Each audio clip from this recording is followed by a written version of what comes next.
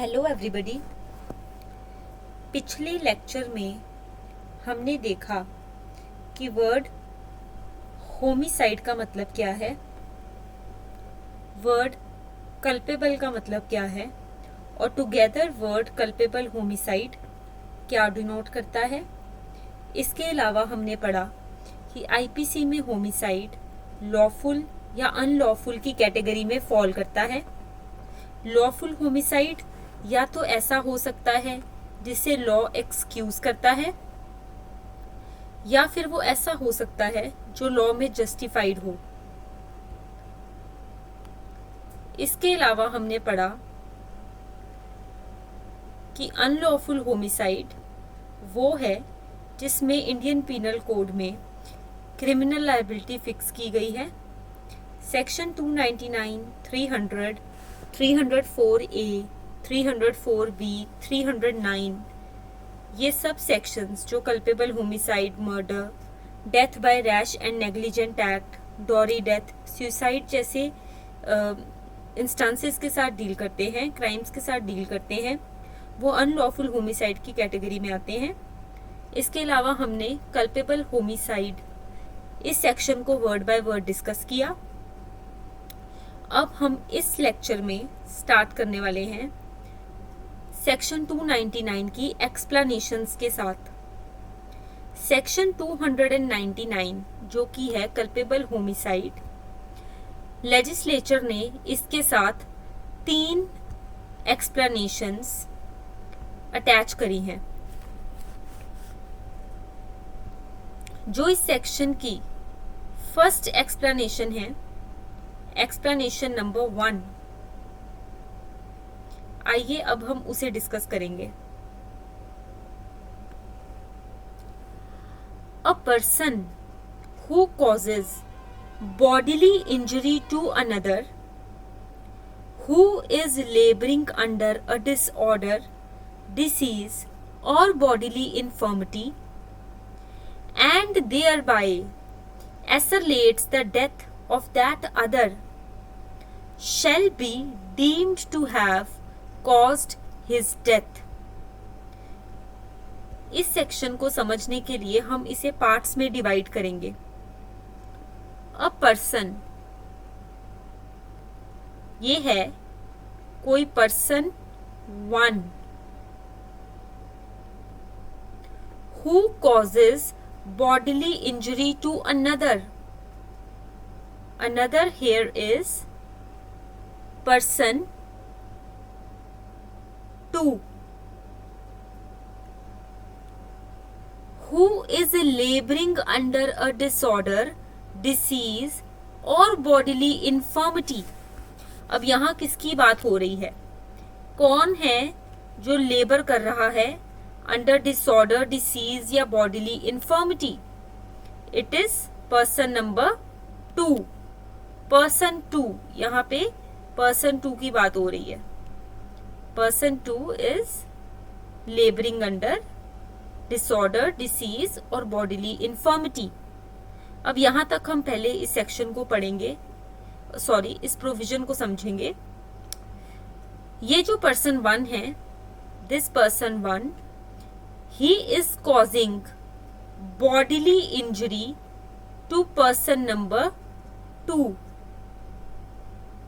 Person 1 is causing bodily injury to person 2. Person 2 is already suffering from some kind of disorder, some disease or some bodily infirmity. Person 1 person 2 को कोई bodily injury, कोई चोट cause कर रहा है और person 2 already किसी disorder से, डिसीज या बॉडीली इन्फर्मिटी से, किसी भी तरीके की शारीरिक परेशानी से ये पर्सन 2 ऑलरेडी डील कर रहा है। ये जो डिसऑर्डर, डिसीज या बॉडीली इन्फर्मिटी है, ये इसकी बॉडीली इंजरी कॉज करने से पहले से प्रेजेंट है। पर्सन 1 के इंजरी कॉज करने के पहले से पर्सन 2 को ऑलरेडी कोई डिसऑर्डर, डिसीज या बॉडीली इन्फर्मिटी है। Next, and thereby asserts the death of that other. यहाँ अदर कौन है? पर्सन 2. अब इस एक्सप्लेनेशन में हुआ क्या कि क्योंकि पर्सन 2 को ऑलरेडी कोई डिसऑर्डर, डिसीज या बॉडीली इन्फर्मिटी थी, उसे ऑलरेडी कोई बॉडीली परेशानी थी, और पर्सन 1 के बॉडीली इंजरी कॉज करने से पर्सन 2 की जो डेथ है वो जल्दी हो गई. एसरलेट्स जल्दी हो गई. इसे हम कह सकते हैं क्विकेंड, जल्दी हो गई. मतलब ये कि अगर पर्सन 1 उसे इंजरी कॉज नहीं करता तो शायद पर्सन 2 थोड़ा और टाइम सरवाइव कर सकता था. Sorry for this handwriting. Quickened. अब इसके बॉडीली इंजरी कॉज करने से पर्सन 2 की जो डेथ है वो जल्दी हो गई, वो एसरलेट हो गई. अब यहाँ पे हम ये डीम करके चलेंगे कि पर्सन 1 ने ही ये डेथ कॉज की. अब इस एक्सप्लेनेशन के पीछे का इंटेंट क्या है? क्यों लेजिस्लेचर ने ये प्रोविजन इनैक्ट की?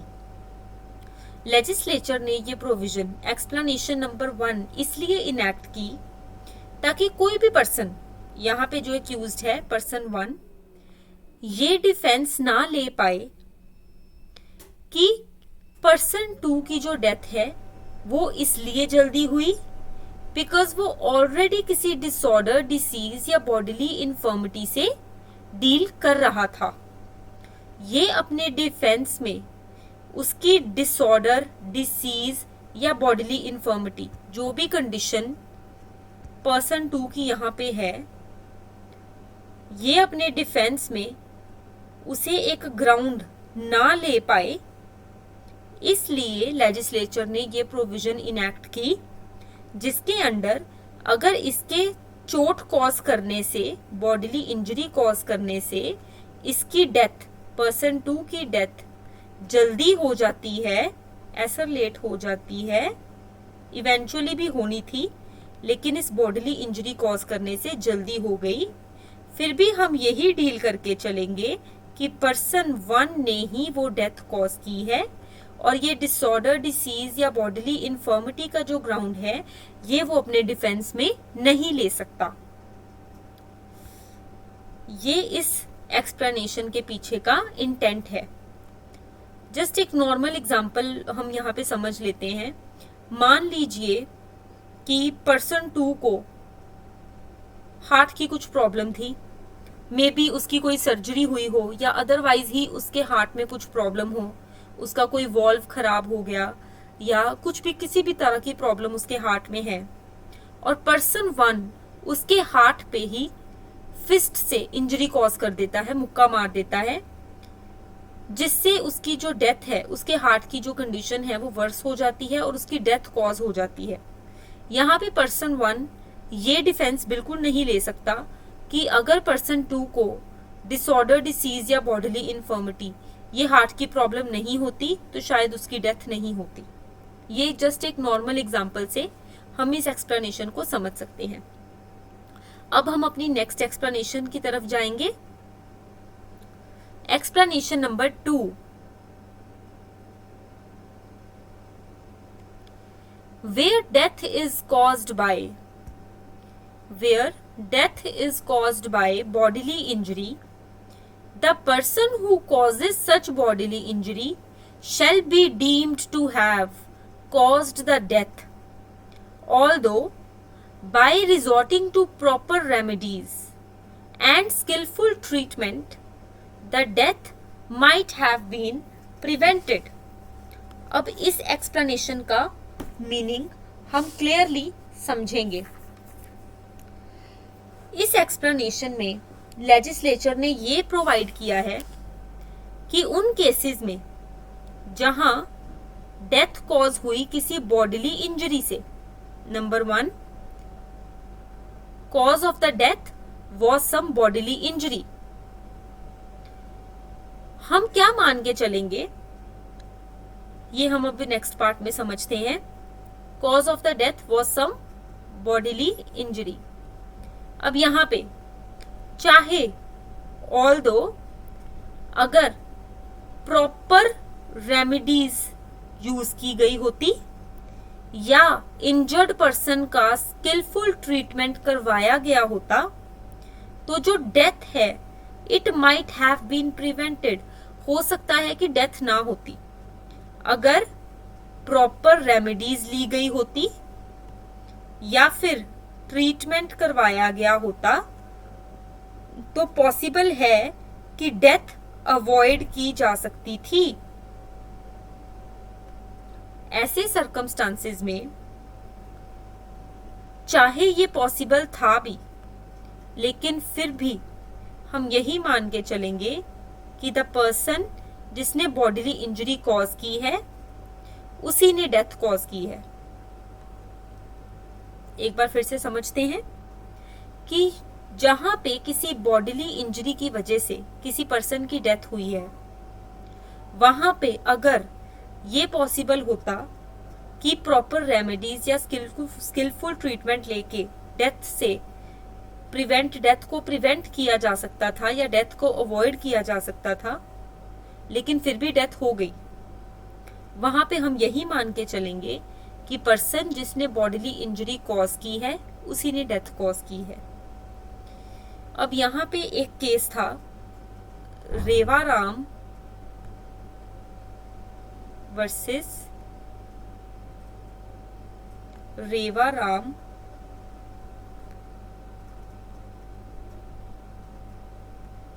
Versus state of MP, state of MP. ये 1978 का केस था। ये जो केस है ये इस एक्सप्लेनेशन का, आई एम सॉरी 1978, ये जो केस है ये इस एक्सप्लेनेशन का परफेक्ट एग्जाम्पल है। इसमें क्या होता है, एक हस्बैंड अपनी वाइफ को मल्टीपल इंजरीज देता है नाइफ से अपनी वाइफ को मल्टीपल इंजरीज देता है, और जो उसकी वाइफ है वो हॉस्पिटल में एडमिट हो जाती है, उसकी डेथ नहीं होती। Bodily injury is there but death नहीं होती। अब वहां पे क्या होता है, उसकी वाइफ को एक फीवर डेवलप हो जाता है, हाइपरपिरेक्सिया, जिस फीवर की वजह से उसकी वाइफ की डेथ हो जाती है। अब यहां पे ये जो हस्बैंड है, हस्बैंड ये ग्राउंड बिल्कुल नहीं ले सकता कि अगर उसके फीवर का ट्रीटमेंट किया गया होता तो उसकी डेथ को प्रिवेंट किया जा सकता था। यहाँ पे क्योंकि हस्बैंड ने बॉडीली इंजरी कॉज की और उस बॉडीली इंजरी की वजह से वाइफ को फीवर हुआ और उसकी डेथ हो गई, तो हम हस्बैंड को ही उसकी डेथ के लिए लायबल कहेंगे। Where death is caused by bodily injury, the person who causes such bodily injury shall be deemed to have caused the death, although by resorting to proper remedies and skillful treatment, the death might have been prevented. अगर किसी की death किसी bodily injury से हुई है, जिस person ने वो बॉडीली इंजरी कॉज की है उसे ही मान के चला जाएगा कि उसने ये डेथ कॉज की, चाहे अगर हम ध्यान रखते तो डेथ को प्रिवेंट किया जा सकता था। अब इसके पीछे लेजिस्लेचर की इंटेंशन यही है कि कोई भी पर्सन एक्यूज्ड जो किसी को बॉडीली इंजरी कॉज करता है, वो बाद में ये डिफेंस ना ले पाए कि अगर उसकी चोट का प्रॉपर ट्रीटमेंट हुआ होता तो डेथ नहीं होती। डेथ का रीजन है प्रॉपर ट्रीटमेंट ना होना, ना कि जो इंजरी मैंने कॉज की। एक्यूज्ड ये डिफेंस ना ले पाए, इसलिए लेजिस्लेचर ने ये एक्सप्लेनेशन प्रोवाइड की है। अब हम चलते हैं नेक्स्ट एक्सप्लेनेशन पे, जो कि बहुत इंपॉर्टेंट है। एक्सप्लेनेशन नंबर 3 ये डील करती है अनबॉर्न चाइल्ड की डेथ के साथ। अब यहाँ पे लेजिस्लेचर क्या एक्सप्लेन कर रहा है, the causing of death of child in mother's womb means the child is unborn child, unborn child is not homicide. ये यहाँ बहुत इंपॉर्टेंट है, सबसे इंपॉर्टेंट है यहाँ पे वर्ड नॉट। अगर किसी अनबॉर्न चाइल्ड की डेथ कॉज की जाती है, इट इज नॉट होमिसाइड, उसे होमिसाइड नहीं कहा जाएगा। ऐसा क्यों? पहले हम सिर्फ यहीं तक देखेंगे, फिर आगे हम बाद में आएंगे। इस एक्सप्लेनेशन में बताया गया कि अनबॉर्न चाइल्ड, जिसे हम फीटस कहते हैं, अगर उसकी डेथ कॉज की जाती है, उसे होमिसाइड नहीं कहा जाएगा, तो फिर उसे क्या कहा जाएगा? क्या ये क्राइम नहीं है? ये क्राइम है। आईपीसी के under section number 312 and section number 313 में कॉजिंग मिसकैरेज, ये एक सेपरेट ऑफेंस है, इसे होमिसाइड की कैटेगरी में नहीं रखा गया। कॉजिंग मिसकैरेज, अनबॉर्न चाइल्ड की डेथ को कॉज करना इज नॉट होमिसाइड, यहां तक हमें क्लियर हो गया। But it may amount to culpable homicide. अब फीटस की डेथ कॉज करना कल्पेबल होमिसाइड कब हो सकता है? एक्सेप्शन क्या है यहाँ पे? What is the exception here? ऐसे कौन से सर्कमस्टांसेस हैं जिसमें फीटस की डेथ कॉज करना कल्पेबल होमिसाइड रखा गया है? Except, but it may amount to culpable homicide to cause the death of a living child if any part of that child has been brought forth। यहां तक समझते हैं। अब कल्पेबल होमिसाइड इसे तब कहा जाएगा अगर डेथ कॉज की गई जिंदा फीटस की, लिविंग चाइल्ड की, अगर उस चाइल्ड का कोई भी पार्ट बाहर आ गया था तो।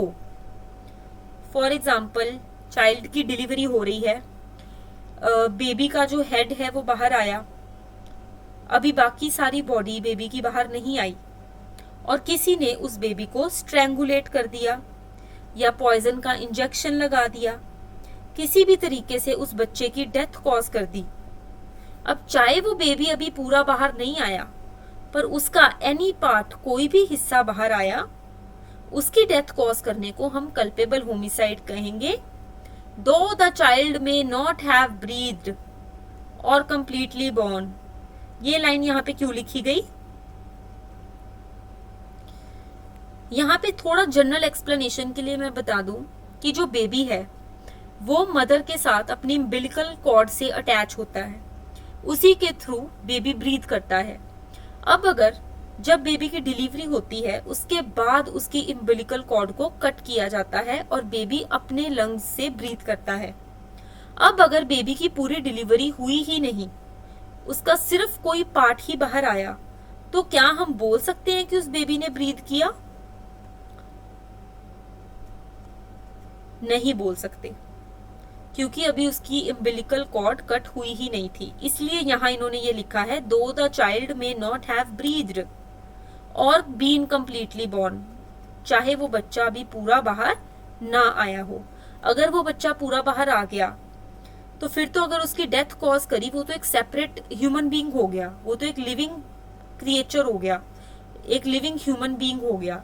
उसकी डेथ कॉज करना फिर तो होमिसाइड ही होगा। लेकिन अगर किसी बच्चे की डेथ कॉज करी गई है मदर की वॉम्ब में, वो होमिसाइड नहीं है।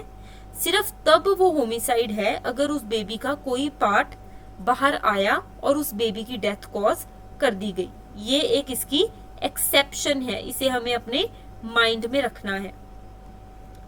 तो आई होप कि आपको इसकी 3 एक्सप्लेनेशंस क्लियर हो गई होंगी। अब नेक्स्ट हम चलते हैं इस सेक्शन की इलस्ट्रेशंस की तरफ। इसकी 3 इलस्ट्रेशंस हैं। जिन्हें हम समझ लेते हैं, डिस्कस कर लेते हैं। Illustration A lays stick and turf over a pit. ये इलस्ट्रेशन हमने पहले भी डिस्कस करी जब हमने कल्पेबल होमिसाइड के मेन सेक्शन 299 को डिस्कस किया। ए जो है वो क्या कर रहा है, एक पिट के ऊपर, एक गहरे खड्डे के ऊपर उसने ग्रास और स्टिक्स ले करके इसको कवर कर दिया। अब हम इसे दो पार्ट्स में यहां से डिवाइड करेंगे। पहले हम सिर्फ फर्स्ट पार्ट करेंगे, सिर्फ इतना, बीच को इस और के बाद का हम पोर्शन अभी छोड़ देंगे। A lays stick and turf over a pit with the intention of thereby causing death. A ने ये क्यों किया? ए को पता था कि जेड यहां से निकलता है और ए चाहता था जेड की डेथ कॉज करना। Z believing the ground to be firm treads on it, falls in and is killed. Z गया, उसे लगा कि ग्राउंड फर्म है, इसके ऊपर चला, नीचे गिर गया और उसकी डेथ हो गई। ए has committed the offence of culpable homicide. क्यों? बिकॉज ए की इंटेंशन थी जेड की डेथ हो जाए।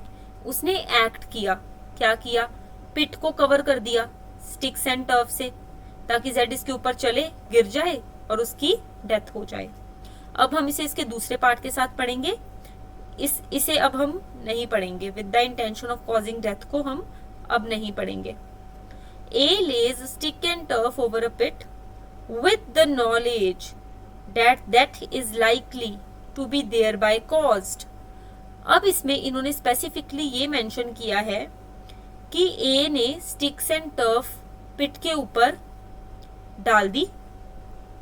अब यहाँ पे ए की इंटेंशन नहीं है डेथ कॉज करने की। स्टिल ए को नॉलेज तो है कि इससे डेथ कॉज हो सकती है। अब ए सिर्फ चाहता था कि जेड उसमें गिर जाए, शायद, चाहे उसकी इंटेंशन नहीं थी जेड को मारने की, पर उसको नॉलेज तो है कि गिरने से जेड की डेथ हो सकती है। Z believing the ground to be firm treads on it, falls in and is killed. A has committed the offence of culpable homicide. I hope it is clear. Second illustration. A knows Z to be behind a bush. A को पता है कि Z एक Bush के पीछे छुपा हुआ है या Z एक बुश के पीछे खड़ा है। बस Z एक बुश के पीछे प्रेजेंट है, behind a bush, ये A को पता है। B को नहीं पता। B does not know it. B को नहीं पता। ए को पता है, बी को नहीं पता। ए इंटेंडिंग टू कॉज और knowing it to be likely to cause. अब हम सिर्फ इतना पढ़ेंगे, इंटेंडिंग टू कॉज, इसको अभी हम छोड़ देंगे, इस पोर्शन को छोड़ देंगे। ए को पता है जेड एक बुश के पीछे है, बी को नहीं पता। ए चाहता है इंटेंडिंग टू कॉज जेड्स डेथ, इंटेंडिंग टू कॉज जेड्स death. Induces B to fire at the Bush. B को इंड्यूस करता है, उसे मना लेता है किसी तरीके से कि वो बुश के ऊपर गोली चला दे। बी को तो नहीं पता कि बुश के पीछे जेड प्रेजेंट है। बी फायर करता है एंड जेड की डेथ हो गई। अब यहां बी में B guilty of no offence. Why? क्योंकि बी को तो पता ही नहीं था कि बुश के पीछे जेड है। But A has committed the offence of culpable homicide. अब यहां पे बी का शूट करना ऑफेंस क्यों नहीं है? क्योंकि ये कल्पेबल होमिसाइड के किसी भी 3 पॉइंट्स में फॉल नहीं करता। हमने यहां पे 3 पॉइंट्स डिस्कस किए थे। ये क्या बी ने गोली चलाई with the intention of causing death? With the intention of causing death, क्या बी ने गोली चलाई with the intention of causing death? नहीं, क्योंकि उसे पता ही नहीं कि जेड पीछे है। या फिर बी ने गोली चलाई with the intention of causing such bodily injury as is likely to cause death? नहीं, क्योंकि बी को जब पता ही नहीं कि बुश के पीछे जेड प्रेजेंट है, तो उसे ये कैसे इंटेंशन हो सकती है कि वो बॉडीली इंजरी कॉज करे? किसे कॉज करे? उसे पता ही नहीं कि बुश के पीछे कोई पर्सन प्रेजेंट है। या फिर with the knowledge that he is likely by such act to cause death? क्या बी को यहाँ नॉलेज थी कि उसके एक्ट से किसी की डेथ हो सकती है? नहीं, क्योंकि बी को तो ये पता ही नहीं कि बुश के पीछे कोई प्रेजेंट है। ऐसे सर्कमस्टांसेस में बी का जो ऑफेंस है या बी का जो फायर करना है, ये कल्पेबल होमिसाइड के किसी भी पॉइंट में, किसी भी इंग्रेडिएंट में फॉल नहीं करता। इसलिए B has committed no offence, but A को नॉलेज थी एंड ए की इंटेंशन थी टू कॉज जेड्स डेथ। इसलिए ये जानते हुए उसने बी को इंड्यूस किया, इसलिए जो ए है ही is guilty of culpable homicide. अब अगर इसे हम ऐसे पढ़ें, A knows Z to be behind a bush, A को पता है Z is behind a bush, but B does not know it, B को नहीं पता। A knowing it to be likely to cause जेड्स डेथ, ए को पता है कि इससे चांसेस हैं कि जेड की डेथ हो सकती है। ए की इंटेंशन नहीं है कि जेड मर जाए, पर उसको फिर भी पता है कि ऐसा हो सकता है। अगर कोई पर्सन बुश के पीछे खड़ा है और मैं किसी दूसरे को बोलूं कि उसके ऊपर आप गोली चला दो, उस बुश के ऊपर, उस झाड़ी के ऊपर आप गोली चला दो, तो चाहे मैं नहीं भी चाहती कि उस पर्सन की डेथ हो, बट कहीं ना कहीं ये नॉलेज मेरे माइंड में है कि उस पर्सन की डेथ हो सकती है। ऐसे सर्कमस्टांसेस में बी ने फायर किया और जेड की डेथ हो गई। यहां पे भी A is guilty of culpable homicide but B is not. I hope ये क्लियर हो गया होगा। यहां पे एक एलिमेंट जो समझने वाला है वो ये है कि ए का एक्ट फायर करना नहीं है। A is not firing, A is himself not firing. A का एक्ट है इंड्यूस करना बी को मना लेना फायर करने के लिए, और ए का गिल्टी माइंड है, इसलिए क्रिमिनल लायबिलिटी ए की है। अब आ गया next third example, third illustration. A by shooting at a fowl with intent to kill and steal it. अब हम इसे समझते हैं। ए एक फॉल को, ये fall, it is a baby animal, कोई बेबी एनिमल है, उसे शूट करता है। ए की इंटेंशन है इस बेबी एनिमल को मारना और इसे ले लेना, steal it as in hunting, poaching, baby animal को मारना और उसे ले लेना। ए ने शूट किया, ही what happens, what he does, he kills B who is behind a bush। झाड़ी के पीछे बी था, उसको गोली लग गई। अब यहाँ पे एक इम्पॉर्टेंट फैक्टर ये है कि ए को नहीं पता था, A not knowing that he was there, A को नॉलेज नहीं थी कि बी वहां पे प्रेजेंट है, और ए ने फाउल पे शूट किया उसे मारने के लिए, पर गोली लग गई बी को। अब क्या यहाँ पे ए ने एक्ट किया? एक्ट तो किया, एक्ट किया। क्या इसमें मेंसरिया है? क्या इसमें ए का गिल्टी माइंड है? नहीं, गिल्टी माइंड प्रेजेंट नहीं है। क्यों? क्योंकि उसे पता ही नहीं था B is behind the bush. तो कल्पेबल होमिसाइड के 3 इंग्रेडिएंट्स यहाँ पे भी पूरे नहीं होते कि ए की इंटेंशन भी नहीं डेथ कॉज करने की, ए की ऐसी बॉडीली इंजरी कॉज करने की भी इंटेंशन नहीं जिससे डेथ कॉज हो सके, या फिर ए को ऐसी नॉलेज भी नहीं कि किसी की डेथ कॉज हो सकती है। Mental element mens rea is absent, act is there but mens rea is absent. Here, although A was doing an unlawful act, he was not guilty of culpable homicide as he did not intend to kill B or to cause death by doing an act that he knew was likely to cause death. अब यहाँ पे A चाहे एक unlawful काम कर रहा था, India में हंटिंग पोचिंग इज अनलॉफुल, लेकिन फिर भी उसे हंटिंग पोचिंग की पनिशमेंट मिलेगी पर कल्पेबल होमिसाइड की पनिशमेंट नहीं मिलेगी. क्यों? क्योंकि उसकी कोई इंटेंशन नहीं थी बी को किल करने की, या फिर उसे ऐसी कोई नॉलेज नहीं थी कि उसके एक्ट से किसी की डेथ हो सकती है. कल्पेबल होमिसाइड के लिए मेंटल एलिमेंट मेंजरिया एब्सेंट है, इसलिए ए को यहाँ पे क्रिमिनल लायबिलिटी से एग्जम्प्ट किया गया है. तो आई होप कि ये एग्जाम्पल भी आपको क्लियर हो गया होगा. इस लेक्चर में हमने 3 एक्सप्लेनेशंस डिस्कस करे हैं. फर्स्ट एक्सप्लेनेशन डील करती है ऐसे केसेस के साथ जहां किसी पर्सन ने दूसरे को बॉडीली इंजरी कॉज करी और उस दूसरे पर्सन को ऑलरेडी कोई डिसीज, कोई डिसऑर्डर या बॉडीली इन्फर्मिटी थी और बॉडीली इंजरी की वजह से उसकी डेथ एसरलेट हो गई, तो हम ये मान के चलेंगे कि उस पर्सन ने ही, P1 ने ही डेथ कॉज की.